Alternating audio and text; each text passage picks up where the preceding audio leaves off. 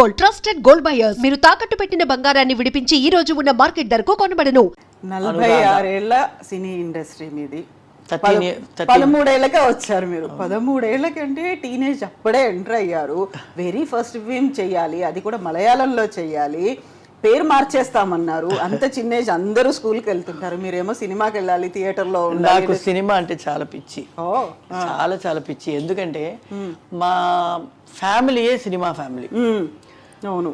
మా grand mother, father వాళ్ళ అమ్మ, ఆవిడ పెద్ద క్యారెక్టర్ ఆర్టిస్ట్. దాని తర్వాత ఫాదర్ డాన్స్ అసిస్టెంట్గా ఉండి తర్వాత కొరియోగ్రాఫర్ అయ్యారు. మా అమ్మ హెయిర్ డ్రెస్సర్. ఇది కాకుండా మా పెద్దమ్మ కూడా సేమ్ హెయిర్ డ్రెస్సర్. మా పెద్దనాన్న కెమెరామెన్, మా అమ్మ వాళ్ళ తమ్ముడు ఆయన కెమెరామెన్. సో అందరూ కెమెరామెన్స్, అందరూ సినిమా ఇండస్ట్రీలోనే ఉన్నారు కాబట్టి నాకు సినిమా అంటే చాలా పిచ్చి. మా బ్రదర్కి లేదు, నాకు మాత్రం.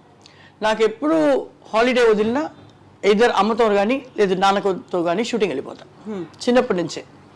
సో నాకు అది ఎలాగైనా సినిమాలో రావాలని ఒక పిచ్చి ఉండేది అనమాట. అమ్మ ఊర్వశి శారద గారు ఉన్నారు కదా, వాళ్ళకి హెయిర్ డ్రెస్ చేస్తున్నారు ఏవిఎం స్టూడియోలో. నేను షూటింగ్ చూడడానికి వెళ్ళి ఉన్నాను. ఆవిడ్ని కలవడానికి వచ్చిందే కేజీ జార్జ్ గారు. ఓకే. అప్పుడు నేను అలా అలా తిరుగుతూ ఉంటే, ఈ అమ్మాయి నాకు ఇప్పుడు ఒక ఫిలిం చేస్తున్నాను, ఈ అమ్మాయి కరెక్ట్గా హీరోయిన్కి సూట్ అవుతుంది. నాకు 14 ఏళ్ళ అమ్మాయి, ఒక హీరోయిన్, ఒక 10వ క్లాస్ చదువుతున్న అమ్మాయిలాగా ఈ అమ్మాయి బాగుంటుంది అని. ఎవరమ్మాయి అని అడుగుతుంటే మా హెయిర్ డ్రెస్ వాళ్ళ కూతురు అని శారద గారు చెప్పారు. అప్పుడు వెంటనే నాకు మాట్లాడిపెట్టు, అమ్మాయి స్క్రీన్ టెస్ట్ చేస్తాను అని చెప్పి ఆయన చెప్పారు. చెప్తే అమ్మ వచ్చేసి ఇప్పుడు వద్దండి చదువుకుంటుంది అని చెప్పారు. నేను చేస్తామమ్మ, ట్రై చేస్తాం. అమ్మ అంటే నాకు చాలా నమ్మకం, మర్యాద, నమ్మకం. నాన్న ఉన్న అమ్మనే అన్ని. అమ్మ అంటే భయం కూడా.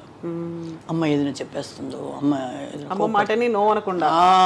నేను మా తమ్ముడు ఇద్దరు అమ్మ అంటే అంత అది ప్రేమ, అది ఏమీ చెప్పలేము, కానీ అంత భయం అనమాట.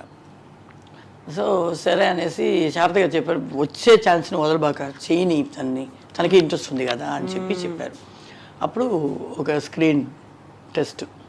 నాకు ఏమి తెలియదు, షూటింగ్స్ చూస్తున్నాను కానీ అసలు ఏమి దాని గురించి ఊరికే చూసేది. కెమెరా ముందుకు రావాలి, మేకప్ వేస్తారు, సడన్ గా కూర్చోబెట్టారు, ఇలా నవ్వమన్నారు, ఇలా తిరగమన్నారు, ప్రొఫైల్కి ఇలా తిరగమన్నారు. అలా సినిమా ఇండస్ట్రీ లోపల వచ్చేసాను 13 ఏళ్ళకే.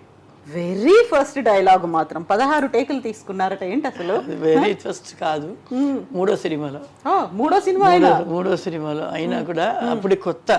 నాకేంటంటే నేను ఎంటర్ అవ్వగానే మలయాళంలో ఒక ఫిల్మ్ చేస్తూనే ఉన్నాను, అప్పటికే సెకండ్ ఫిల్మ్ వచ్చేసింది.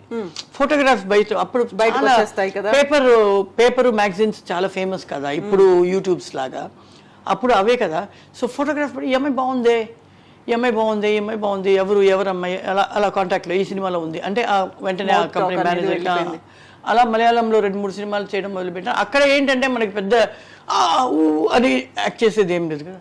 ఇలా రామ్మా, నిల్చో, తల దించుకో, ఇలాగే. సో ఇక్కడి నుంచి ఆ ఇండస్ట్రీ నుంచి బయటకు వచ్చేసరికి అన్నీ పెద్దగా ఉంది. తెలుగు అయినా సరే, తమిళ అయినా సరే అన్నీ పెద్దగా ఉంది. రండి కూర్చోండి అనేదానికి 16 టేకులు అయింది. ఎదురుగా అప్పుడు ఏంటంటే రీల్స్ వేరే, రీల్స్ చుట్టూనే ఉంటుంది, అన్ని మొత్తం డబ్బులు అంతా పోతుంది ప్రొడ్యూసర్కి. ఎవరిని కూర్చోమని చెప్పలేకపోయారు మీరు? జయశంకర్ గారిని. ఓకే. జయశంకర్ గారి హీరో, ఆయన వచ్చి కూర్చోమని చెప్పడానికి నాకు అన్ని టేకులు పడింది. అక్కడ చూస్తే నాకు మేకప్ వేసేంత వరకు జాలీగా ఉంటాను. సెట్ లోపలికి వెళ్ళగానే నాకు వణుకులు ఫ్రీజ్ అయిపోతారు. అవును. మనోరమ గారు ఉన్నారు, జయశంకర్, చో గారు, అయ్యో శివాజీ గారితో అలా బెంగ అయిపోతుంది. తర్వాత ఇప్పుడంతా చూస్తే టేక్ వెళ్ళిపోదాంలేండి, ఎందుకు రిహర్సల్ అనే స్టేజ్కి వచ్చేసి మూవీ టీచర్స్ ఎవ్రీథింగ్. ఎగ్జాక్ట్లీ. అమ్మ, అయితే మీరు కూచిపూడి డాన్సర్ బేసికల్గా, నాన్న కొరియోగ్రాఫర్.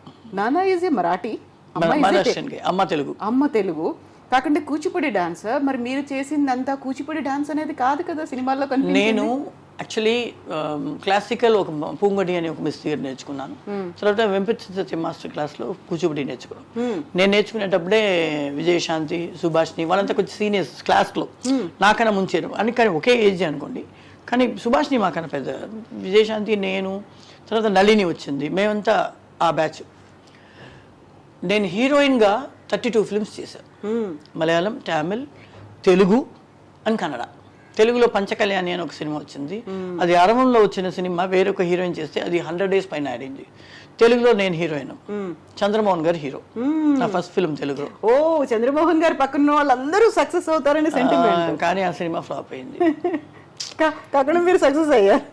32 ఫిల్మ్స్ చేసాం, పెద్దగా క్లిక్ అవుట్ అవ్వలేదు. హీరోయిన్గా సక్సెస్ అనేది ఉంది కదా, తను పెట్టుకుంటే సినిమా సక్సెస్ అవుతుంది అనేది ఆ పేరు రాలేదు.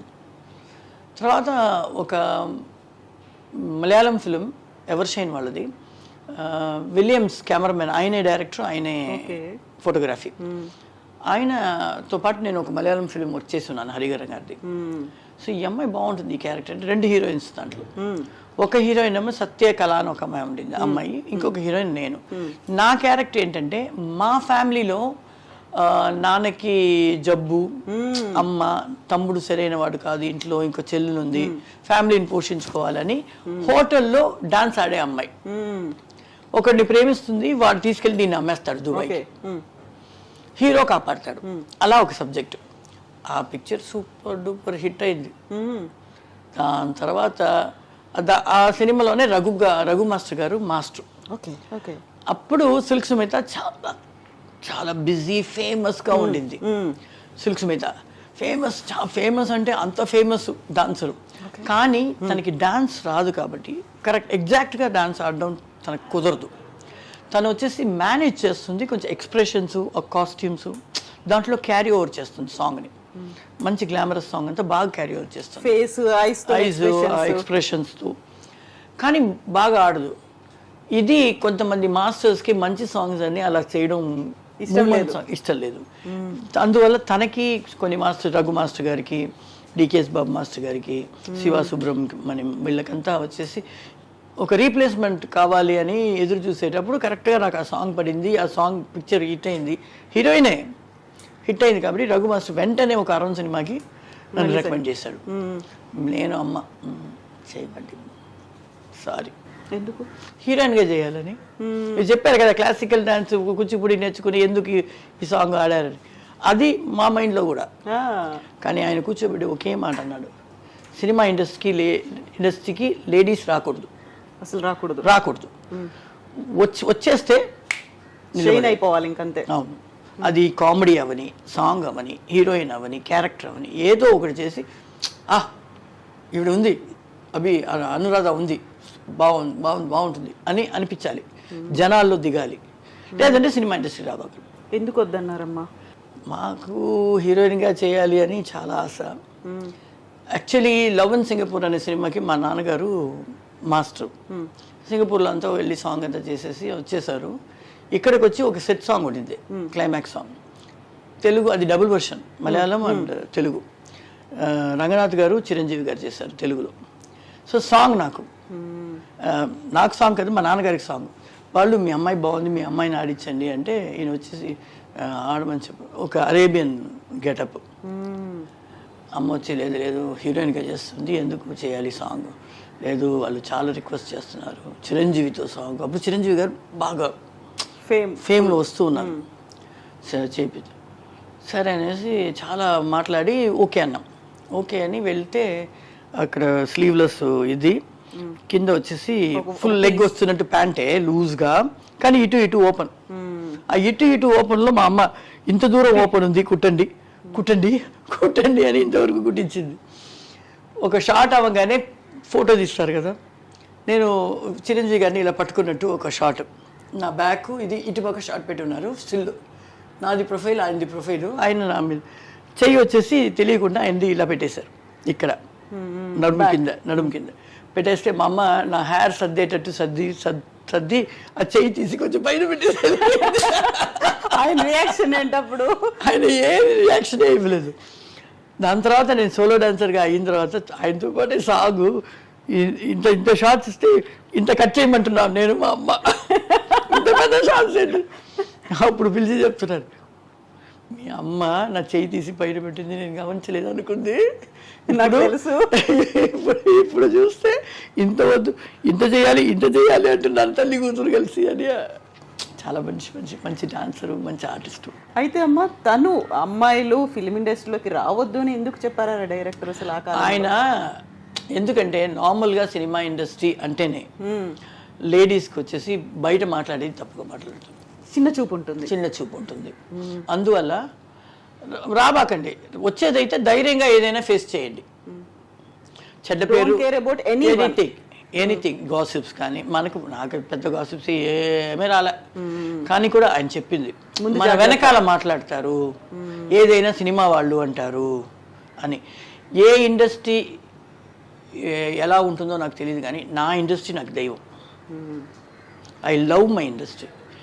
నాకు చదువు సరిగా లేకపోయినా నాకు లైఫ్లో పెద్ద పొజిషన్ ఇచ్చింది నా ఇండస్ట్రీ. పెద్ద పేరు తెచ్చుకున్నాను, బాగా సంపాదించుకున్నాను. మంచి అమ్మాయి వస్తే చాలరా, ఒక 1 డేలో కూడా సాంగ్ చేసేయచ్చు అనే దూరం లోపల మంచి అమ్మాయి ఇంప్రెషన్ తీసుకొచ్చా.